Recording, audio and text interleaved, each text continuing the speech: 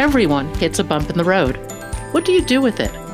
Be inspired as we explore the ways people experience, navigate, and manage the ups and downs and twists and turns in this road trip called life.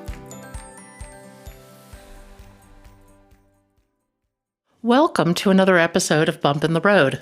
The basic podcast is always free. We also have a premium subscription called Bump 2 that lets you listen in on extended behind-the-scenes conversations with our guests.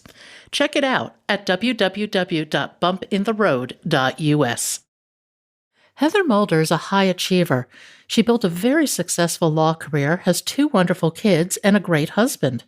But a cancer diagnosis took her in another direction. She eventually left her law practice and started anew.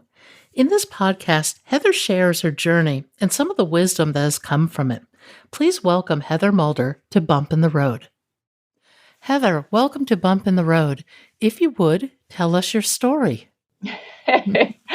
Well, I'm sure people always laugh at that, but I will go back to probably the beginning of my adulthood, which was when I started to practice law. So I'm an attorney. I'm one of those people, strange, probably people who knew I wanted to be an attorney from a very young age, and went to college knowing I wanted to go to law school, went to law school knowing what I wanted to do, and had, very distinct ideas around what that would mean and what being an attorney meant for me, which is interesting because, I had no attorneys in my house at the time. I didn't know any really. And a lot of the ideas that I got were from television. And so I started practicing, and I did enjoy the law a lot. And I did enjoy aspects of practicing, but I really ended up burnt out a couple of years in because I also, as a high achiever, had a real problem saying no, felt like I couldn't say no. And there's a lot of pressure around serving your clients to the best of your ability and, client first service mentality, which I don't think was intended to mean at the expense of yourself initially, but in the legal world has become that over time. And so a couple of years into me practicing law, I had this moment where I was driving home. It was Christmas time. I was driving home late at night. All the twinkling lights were out. The most wonderful time of the year was playing in the background, and I burst into tears because I was miserable. And I could count on one hand the number of days I had not worked that year, including holidays and weekends. And most of these were late nights as well. And so I knew, okay, something's got to change, but I don't know what, and I don't know how. And I went home that night and I complained to my husband for the millionth time. And he kind of looked at me exasperated because the poor man had been hearing me complain for years and said, "You know what, Heather, you have a choice." And that was a really big moment for me to realize. Now, we did fight. I went to bed angry, but I woke up the next morning and realized, he's right. I do have a choice, and I need to start making better choices for myself. And so it kind of got me on a journey of realizing that even though I had thought the system, the law firm environment, the legal world was broken, that it wasn't so much the system, other people, others, it was me. It was how I chose to show up that was really causing most of my problems. And it took me a little time, but I figured out, okay, I need real boundaries, and I set real boundaries, and I need to take care of myself better. And I need to do all these things for myself first, because I can't be there for my clients and do my best if I don't attend to myself, because I'll just burn out and not make it at the end of the day.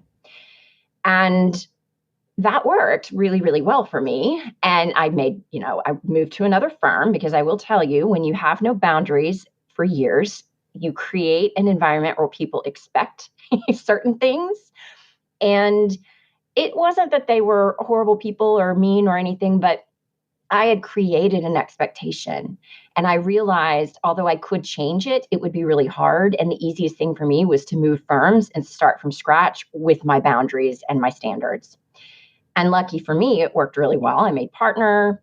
I thought I was on the road to success. Everything was going really, really well. I had recently had my second child. And then I suddenly found out I had breast cancer. And that's probably the story that changed everything for me. I was 38 years old when I was diagnosed.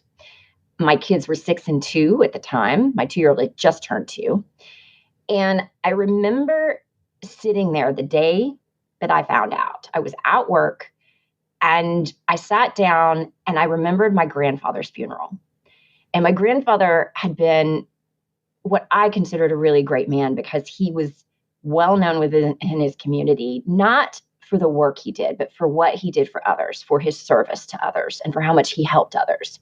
And I remember going to his funeral and being floored by the number of people who had shown up for it. And I sat down and thought, okay, my prognosis isn't good. My prognosis at the time was really terrible. I had very aggressive breast cancer. They thought it had likely spread into other areas of my body at the time. They were thankfully wrong. That would have been a death sentence, more than likely. And so I sat down and thought, oh my gosh, what if I don't make it through? Who will show up to my funeral? What will they say about me? And I didn't really like what I said, what I figured. I mean, yeah, people say I'm a good lawyer and I'm a good mom and I'm a good wife, but what else? I wanted there to be something else. And that really stuck with me. I didn't know it at the time, but it kind of carried on after that fight, and helped really lead me into where I am now, which is not practicing law and working with people as a coach. So that was kind of this pivotal moment at the beginning. And then I had to take time off, and that was really hard. So I'm the oldest of 5 kids. I always had the answers. I was the one everybody went to. I was the lawyer. And I relished that job, right? I relished being the oldest, the one who everybody went to for advice, the one who people always came to. And I thought, okay, I can't be vulnerable. I'm not used to this. And I really fought against the vulnerability, even though I clearly was vulnerable. I mean, and frankly, we all are as human beings, but I didn't want to admit it to myself. And so I went through this period of pretending for the first month or so, while going through all the tests, while figuring out what was going on, while starting my treatments, that no, everything's okay. I feel good. I'm better than expected. And I put on this like false face in front of everybody. My husband saw the real me. A few others who came over and were over a lot could see it, even though I was trying to pretend to them. But who was I kidding? It was pretty obvious. I didn't feel very good. I was scared. All these things going on. And there was this moment also early on in my treatment where I remember going to the bathroom and my husband looking at me and saying, "Are you okay?" And I'm like, "Yeah, I'm fine. Everything's fine." And I kind of half fainted when I went into the bathroom and closed the door. And he heard me like hit the wall and kind of crumple down to the floor. And he starts banging on the door and like, "Are you okay?" And that was the moment where I finally realized, okay, I got to stop pretending that I'm perfectly fine and everything's good when clearly it's not. I have cancer. I'm going through the fight of my life. I need to like just face it and deal with it.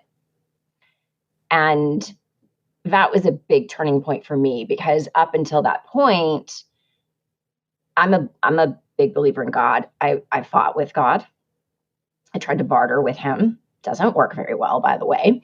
I tried all these things and nothing seemed to be working. Nothing made me feel better. Nothing made me, I didn't see any hope, just nothing. And I felt angry all the time because all I could think about was, what if my 2-year-old doesn't remember me? What if I die from this and he doesn't even remember who I am several years from now? And after that kind of moment where I thought, okay, Heather, it's time to let go. Like, stop pretending what isn't happening. And that was kind of like the release, I guess you could say, that I needed to admit my own vulnerability, to seek out and ask for help, to realize that being vulnerable just is, we all are. And once you accept that, you can actually strengthen yourself through it and on strengthen relationships and make better connections and all of these wonderful things that come through vulnerability. And once I started doing that, it was amazing. It's like this big release. And I realized I'm not alone. People are here to help me. and I can actually enjoy my life however it may play out, regardless of whether this is it or not, with whatever time I have left. And realized it was time to start, I don't think I was living a whole lot up until that point, if you know what I mean. So I I'm one of those kind of non-woo lawyer types, right? We lawyers were not very woo, at least most of us aren't. And I'd heard forever about how gratitude could really help. And I was one of those eye rolling, yeah, yeah, yeah. How can just being thankful for something help your life out all that much? And I started realizing, okay, I'm going to try this thing they call gratitude because I need something to kind of like brighten my day. And it was really interesting how that worked. And I think what was actually helpful for me in that moment was my days were pretty similar, right? When I was going through treatment, some of the treatments did not agree with me very well. I didn't feel very good. And so I had a very scheduled day in life. I went to treatment every Monday. I saw the doctors that day. Most of the day was taken up with that. The next couple of days I felt terrible. So I would have kind of things I would make myself do kind of to get up, take a shower, walk around, move as much as I could. But I didn't get out a lot, right? And I tried to spend as much time as I could with my kids because I also didn't know where all this was going to lead me. And I didn't go to work and I took time off from work and let other people handle work for me. And when you aren't getting out as much and you've got kind of an existence where you're kind of doing the same old every day, it seemingly limits your ability for finding things to be grateful for.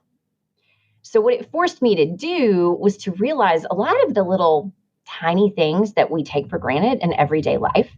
So like the feeling of the hot shower on my skin one morning and how that helped with some, muscle relaxation. The belly laugh of my then toddler and how it put a smile on my face despite the fact that I felt terrible. The smell of a particular type of tea that I love, white jasmine tea, when nothing sounded good to me, but that smell just made me feel like, springtime. Little things like that. And I do think that really helped me because there's something magical that happens when you can find even the simplest things in life's toughest moments to really be grateful for that starts to change your perception around how you see yourself, around how you see the world, around how you see your place in the world. And it really started to redefine what I defined as happiness. Happiness to me had always had some level of achievement in there of, going and achieving and making sure I got to these levels of success. And it took that all away and helped kind of redefine what success meant to me based on, well, how do I actually show up? Am I present? Am I taking in whatever is here in this moment every single day? And changed how I perceived, you know, um, really myself and not just how I defined success, but you know, how I measured it too. Because measurement of success to me is more about how you're choosing to show up every day, what you're putting in, like your input, as opposed to the output that you get. Because the output isn't wholly dependent on you, it's dependent somewhat on you. You're a piece of that puzzle, but it's also dependent on circumstances. It's also dependent on other people. It's, all these other things you have no control of. And it helped me to start seeing some of the areas in my career and also my personal life throughout my childhood and into adulthood, how I had really been trying to control a lot that I had no real control over. And it enabled me to let go of all of that and start focusing more on me and showing up to the best of my ability. I find And so, control such a fascinating topic, actually. mhm, mhm, We try to control things, but control tends to control us, actually, until we yes, learn to let go of it. And our society rewards a sense of being in control, being in command. But yeah. what do we really control? I always say, at best, on a good day with a tailwind, I might control myself. It's the only thing you're capable of of really controlling, right? Yeah. And I also think we we don't understand what it means to control ourselves. I mean, I think like my kids are now teenagers, and I and I've realized how we condition, at least here in the West, ourselves to feel bad about the feelings we have, feel bad about the emotions that show up. And I'm like, you know what? You don't have complete control over the initial reaction internally, right? The emotion that comes. And you have a right to the feelings that you have. We all have different emotions and feelings based on our current circumstances, but also based on our past that create, thoughts and beliefs and things that we're not even fully aware of. So I try to teach them, and this is what I try to help my clients with now, is control really means opening yourself up to being more self-aware so that you can be more aware of what's going on inside of your mind and the thoughts and the beliefs and the patterns that you've got in there that create the habits and create the habitual reactions. And then it means choice. It means being so aware and realizing, well, I actually have a choice. And I'm not going to be perfect because we're human. And it's okay if you're not perfect. But, getting to a place where you can at least understand what's going on, where things are coming from, and then have more choice in how you want to respond to things. I think examining our beliefs is a critical piece of getting to that point. But it's Mhm. very, very hard for us individually to really see and understand what our beliefs are, where they came from, and how they control us. Yeah, it's very hard. I do think that if I'm going to say I'm grateful for anything from the cancer, there's a couple of things, and that's one of them. It gave me a lot of time to really examine kind of some of the beliefs and the thoughts that I had and why I had them and where they came from. And it enabled me to go, okay, well, what do I choose to believe moving forward? Do I want to believe this?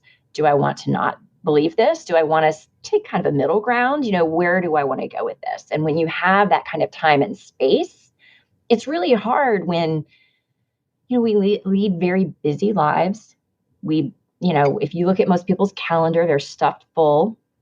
And that gets really hard when you don't give yourself space to just think and figure out, what are my beliefs and where is this coming from? You need space for that. And so, it's one of the reasons that I ended up leaving eventually. The law. It was not something I anticipated at all.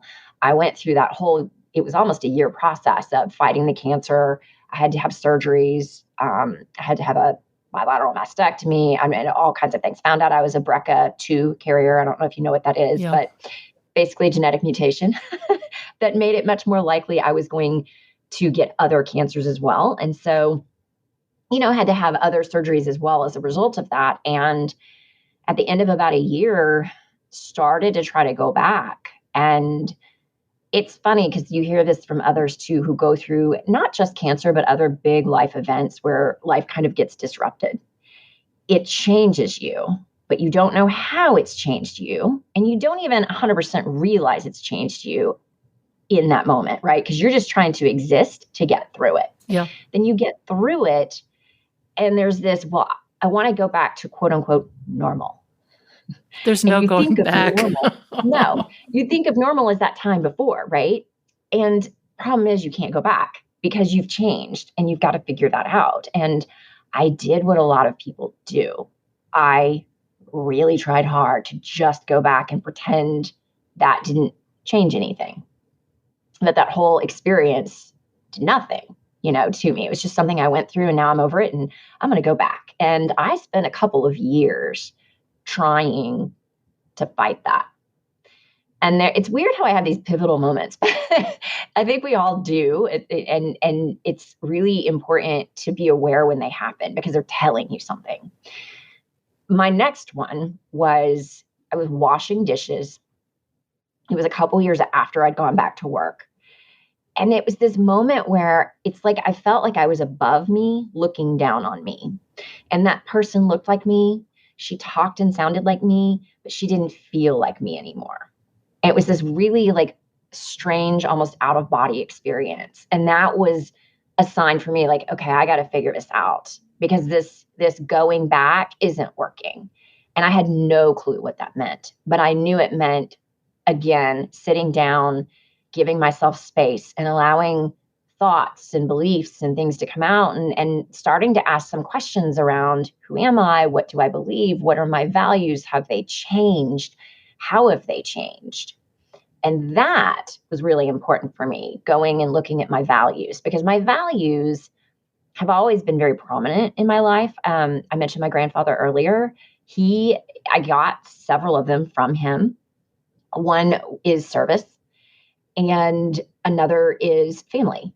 And those were two important values that had always been important to me. And service for me had always been defined as show up as my best with whomever I'm with, like be fully present, try to connect with people, and just do my best for them. And when I started looking back through my values and rethinking what they meant, I realized that the experience of cancer and others coming out of the woodwork to help me and my family. And that was really amazing, by the way, because there were people at my husband's work I didn't know, I'd never met, who came and brought us meals regularly. There were people at our kids' school who neither of us knew. They just heard about our experience, who came and delivered meals regularly. We pretty much had a meal every day delivered to us for like an 8-month period. I know, it was crazy. And then there were people who came and they offered help with the kids so that my husband could get some alone time, because it was hard on him. And also so the kids could get out and do other things. And so it was really, really amazing to show how people can come together, and people who you barely even know want to help. And that experience changed that value of service. It wasn't enough for me to just show up and do and be my best for whomever I was serving in that moment. All that was still there, but there was a new flavor added to it for me. And that was, I wanted to make a difference on a more individual basis in people's lives, because I realized that these small little acts that these people did for me and my family had a real ripple effect in our lives. And and I realized, okay, that's what service means to me now. I need to have some type of an impact on individuals and how they're living their lives, and maybe even utilizing the things I've learned through this experience for their benefit. Now, I didn't know at the time it meant I was going to become a coach, but it's what started that process. I looked at, okay, do I want to be a nutritionist, like a holistic nutritionist? Because we got very into nutrition Mhm. after the cancer diagnosis. And I realized, no, that's not it. And then, I was looking at different things. And somebody I knew who was a coach said, Heather, have you ever thought of coaching? I think you'd be really good. And thankfully for her, that got me down that path. And ultimately, I decided, yes, I do want to do this. But it's all because that value changed in that way because of that experience. Well, also, looking at yourself from above and seeing yourself like that, you all of a sudden you really feel that disconnect, that this life isn't right. It's not working the way it needs to work for your soul. Right. And I think that it takes an incredible amount of bravery, and it takes a lot of time to reconcile that. It doesn't turn on a dime or happen overnight. And No. it would be so easy to get stuck in going back to the status quo, even if it weren't right, because it's just known. I mean, jumping into the unknown is hard. It is, but I got to the point where I realized, there was this moment while I was going through this process where my husband asked, "Do you even want to be married to me anymore?" And what I realized is this disconnection was seeping into everything, including my relationships with the people I loved the most. And there was this fear. There was a big fear of me leaving my law practice. I mean, I was a partner in an AmLaw 100 firm, making a lot of money with a big book of business, great clients I'd worked really hard for. I had great benefits. And here I am thinking of jumping out and starting my own business where I have nothing to start with. And let me just tell you, the whole healthcare thing was scary because as a cancer survivor, I had to have good health insurance. And it's just not that great when you're out on your own. I mean, no matter what's out there, it's not the same as what you get when you work for a company or a law firm. And all of that was very scary, like super scary and uncertain. Like I didn't know if it was gonna work out. I didn't even know who I wanted to coach at the time, or how I wanted to coach. I just knew I wanted to do it. And there was real fear there, but there was also fear of who will I become and what will happen to me, my life, my relationships if I don't try it. Because I also realized that if I ignored it and tamped that piece of me down, I would change in a way I didn't like. And that scared me more than the monetary aspect and the unknown of trying something new. How did And you? so I what was that? Oh, no, Your no. question? Go ahead. I'll save my questions. I mean, this is something I see a lot with people. They come to me and like, I've been thinking about this forever. I want to do something else. And this happens a lot with lawyers, by the way, sadly.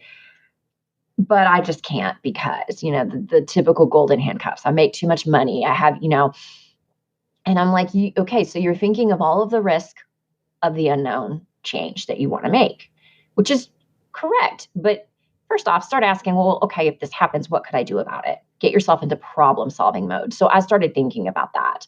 And I came up with all right, I'm not going to leave immediately.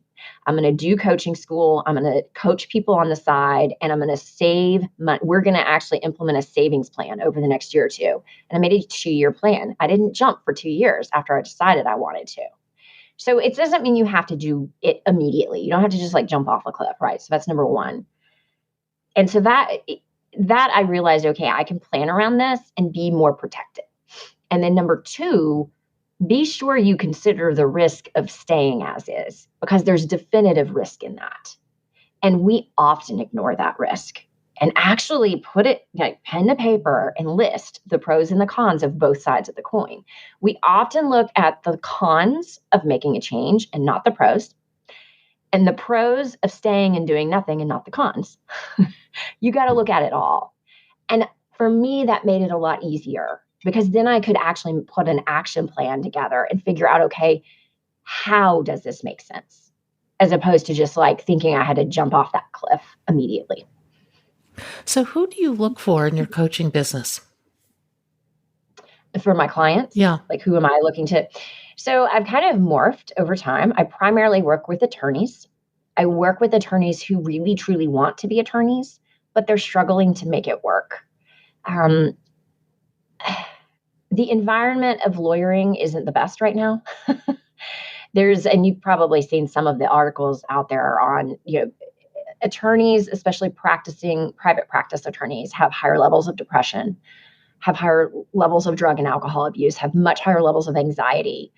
And a lot of it has to do with the way they've trained themselves to think. And they apply it not just to the law and to how they practice, but into their own lives, in how they assess risk, in seeing everything the worst way possible. And so it really hurts their quality of life. And it doesn't need to, because being an attorney to me, most of us go into it, those of us who stay and want to be attorneys, we do it because we want to help people. We are very service oriented, and they can't truly do that if they don't take care of themselves first. So I'm looking mostly for attorneys who do want to practice, but want to figure out a way to practice differently, want to change how they think and how they perceive things so that they can turn things around. So I do a lot of mindset and stress management coaching with attorneys. And then I also do business coaching with attorneys and help them realize that they can create values-based practices, like really get in there and understand what their values are. They do have a say in who their clients are. They don't have to take just anybody. A lot of attorneys are miserable because of the types of clients they take on because they think they can't say no to anyone or anything. And they can also utilize their own strengths in how they practice and then let go of the things they're weak at and let others take care of it instead of trying to do it all themselves. And so there's a lot of kind of mindset coaching that even goes within the business side. Do you find that your clients are mostly women? 80% are women. There's about a 20% that are men. I would say the quality that I find the most that's very consistent is, even if they do not have kids, because not all my clients have kids, family, friends, service outside of being a lawyer is all very important to all of my clients. And so they want what we like to refer to as balance, but really more of a well-rounded life. They don't want to just focus on always practicing law and making money. There's more to it than that. And they want to give back in some way. Well, I think that drive to succeed carries you for a decade or two. And then Mm. at that point, you've hit a point of competency, you know what you're doing, and then you have to ask yourself, and it's true in law and everything else, you have to ask yourself, is this really me? Is this really where I Yeah. want to be? Yeah. That drive, it's so easy though, too, because you get into your career, whether it be law or something else, and there's this path that other people have, placed in front of you that here's your benchmarks and here's where you go next and here's where you go next. And you just kind of get on it thinking this is what I'm supposed to do. And then a lot of people, they get into like their 40s and early 50s and are like, wait a second. Sometimes they're smarter and they do it even earlier, right? But a lot of my clients come to me in their 40s and around 50 and they realize, look, I've achieved a lot. I'm successful, quote unquote, at least on paper, but I don't feel it. And it's time for me to figure out how to make this all work together and so that I can feel good about myself, so I can be more content. And I would say that like happiness isn't just about always being up, and it's about really being content and how you show up every single day and your decision making. Oh, and I think you need an emotional connection for that. So when you roll out of bed in the morning, there's something driving you. And Yes. I mean, no matter what you do, there are things you don't enjoy. There are risks and things that are scary. But if you have that passion, it carries you through. Hmm. And I think it's easy to lose that in these professional pursuits because they narrow your world over time. And the They do. more narrow your world becomes, the less you see until you wake up one day and you realize, man, you're not seeing much. Yeah. But I'm fascinated by the fact that people are willing to undertake these sorts of changes. And I think your point that it's gradual is really important because Mm. people do not have to jump off the bridge and in order to make these adjustments to their life. And actually, they're better off if they don't, because you need that time to reflect and really think about the path that you're contemplating creating. Yeah, because you may end up going somewhere you don't actually want to go when you Yeah. move too quickly. And you want to take time to really reconnect with, who are you? What do you want? And that's another thing is we set these or a vision and goals early on in our careers oftentimes, right? They change. Like you're going to change. You're not a static being. You're going to change as different seasons of life come on. You're going to change based on your experiences. And so you can't expect that 5 years down, 10 years down the road, you're going to have the same vision of where you want to be. And so I counsel my clients check in often, at least annually, and figure out, well, what do I want now? It's going to always evolve. And when you get to this place where you realize there's this big disconnect, it takes a little while to kind of reconnect to all of that because you've been so disconnected for so long. You almost have to create like a new muscle memory in your brain for how to do that. And the thing that, a lot of people, when I see this happening, is they think they need to make a big jump immediately because it's gotten so bad. They've let it get so bad. They feel so horrible that they believe they have to make that big jump immediately to make it to fix, quote unquote, it. And 9 times out of 10, if not more, that quick jump is the wrong jump. So it doesn't fix anything. What I've really noticed, and this was definitely the case for me, once you step back, once you give yourself that space, once you start that reconnection process, it actually starts to make you feel better, even though you haven't made a major change yet, because you're doing the things you know you need to do to figure out what your right next steps are. Well, And so, you're transitioning from an external environment yes, where you're trying to please people to an internal environment where you're finally pleasing yourself. And ultimately, that leads to much better relationships the whole way around. yes, yes. So that disconnect, that gap that I felt, Mhm. as soon as I realized, oh, I think coaching could be it, and started taking steps to explore, I started feeling way better, even though I was still practicing law, even though, I didn't make a massive change. And then as I continued on and realized, yeah, I really do want to do this and started to make, financial plans, started feeling even better. I got more like content in how I was showing up. And I didn't need to make that quick jump to start feeling really good about what I was doing for myself, my relationships, my life. And, I would counsel anybody you need to allow yourself that space. Give yourself, permission to pause, Well, permission to step go back. within. I mean, that's something that we're not Mhm. really taught to do. And it's a new muscle that we have to develop. Because it feels vulnerable and we don't like to feel vulnerable. Well, the world is hard on vulnerability, It's essential as a person.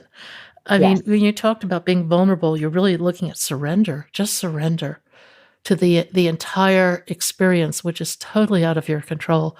And I think that once you've had that experience, it changes the way you approach a lot of things.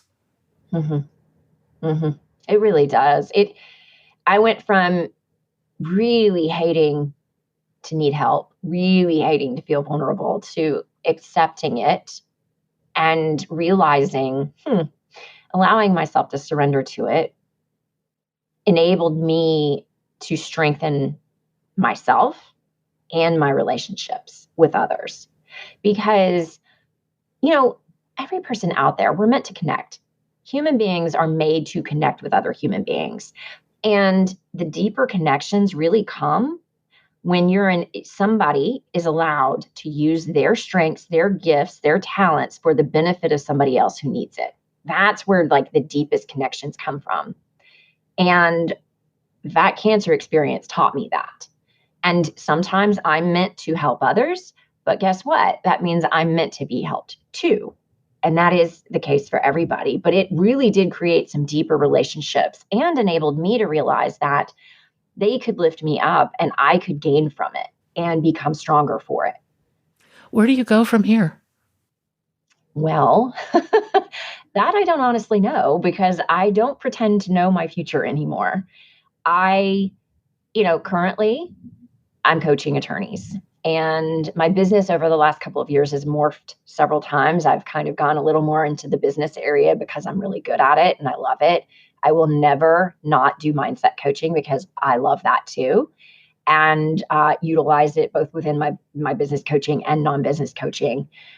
But I don't really know. I mean, right now it's about that, and I have kind of a vision, a 2 to 3 year vision for where want my practice to be.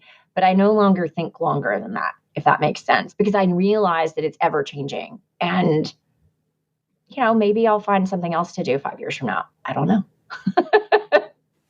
It goes to the old idea of man plans and God laughs. And I think that one of the things that comes out of that cancer experience too is a sense of urgency about living your life and living your Yes. life now because life is Yes. now. And it really wakes you up to the fact that you do not know what tomorrow holds, good, bad, indifferent. There's just no way. And really, if you focus on the now you're creating tomorrow. In Mm-hmm. each moment, if you're present now, that creates a path for the next moment and the next and the next. And that's very nonlinear. It's not the way we're trained in school. But I think it's a much truer reality in terms of how we navigate our path in life. Yeah, no, I would totally agree with that. And I think I have gotten very disconnected personally from vacations and our schedule is crazy with our kids. They're both very into baseball. We're pretty much in year-round baseball. I don't think our family's taken a real vacation since 2018, maybe. And it's funny because people will think that's crazy. Like, why not? And I'm like, well, we don't really have the time, but we don't need it. Like, I don't need a vacation from my life.